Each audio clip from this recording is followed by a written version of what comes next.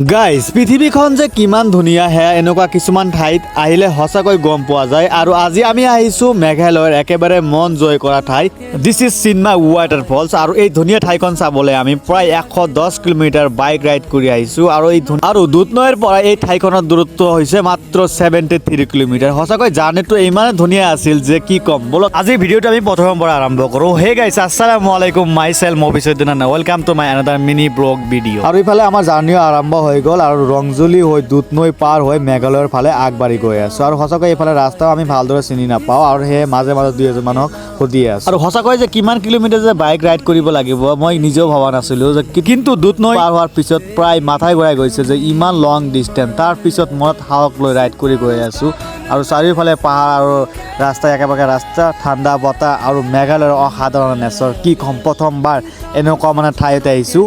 যদি আপুনি এই ঠাইখন চাব বিচাৰে তেন্তে এটা কথা মনত ৰাখিব, চেষ্টা কৰিব ৰাতিপুৱা সোনকালে ঘৰৰ পৰা ওলাই যাবলৈ, কাৰণ আমি এটা ডাঙৰ ভুল কৰি পেলাইছোঁ যে আমাৰ যাত্ৰা দুধনৈৰ পৰা আৰম্ভ হৈছিল দুপৰীয়া 1 বজাৰ পিছত। সেইকাৰণে গৈ পাওঁতে আমাৰ বহুত লেট হৈ গৈছিল আৰু উভতি আহোঁতে আমাৰ প্ৰায় ৰাতি হৈ গৈছিল। আৰু গাইজ অৱশেষত আমি ফাইনেলি পাই গ'লোঁ আজিৰ আমাৰ গন্তব্য স্থান। আৰু এতিয়া মেইন ভিউটো চাবলৈ আমাৰ ওপৰৰ পৰা তললৈ নামিব লাগিব আৰু প্ৰায় 2 কিলোমিটাৰ মান নামি যাব লাগিব। কিন্তু বিশ্বাস কৰক, তললৈ নামি যোৱাৰ পিছত যিটো ভিউ দেখা পোৱা যাব সেইটো একেবাৰে জাষ্ট কি ক'ম, ৱাও।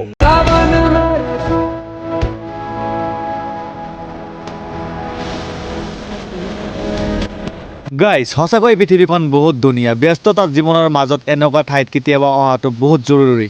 ঝৰ্ণাৰ গৰ্জন, ঠাণ্ডা বতাহ আৰু চাৰিওফালে সেউজীয়া প্ৰাকৃতি, এনে লাগে যেন সকলো ক্লান্তি আৰু চিন্তা অলপ সময়ৰ বাবে হেৰাই যায়। তো আজি আপোনালোকক কি ক'ম, আৰু এতিয়া ঘৰৰ অভিমুখে যাত্ৰা কৰি আছোঁ আৰু এতিয়া আকৌ আমাৰ 3 কিলোমিটাৰ ওপৰ উঠিব লাগিব। এয়া আছিল আজিৰ এখন ভিডিঅ'টো। কেনে পালে যদি ভাল লাগে লাইক কমেণ্ট শ্বেয়াৰ কৰিব। পৰৱৰ্তী ভিডিঅ'টো চোৱাৰ কাৰণে ফ'ল' কৰি ৰাখিব। বাই বাই, অন্য এটা ভিডিঅ'ত লগ পাম।